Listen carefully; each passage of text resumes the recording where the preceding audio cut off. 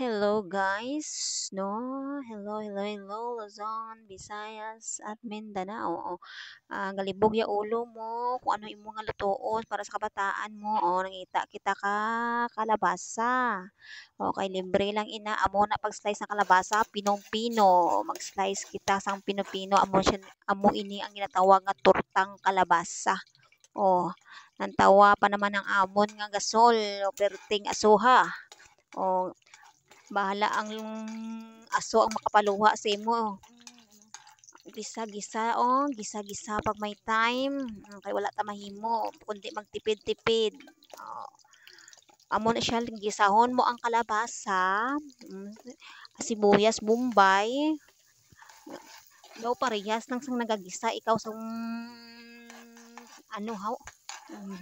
Basta kabalo ikaw magisa, kabalo ka na sina magluto. Lutuon mo inang kalabasa nga maasta nga mahumok.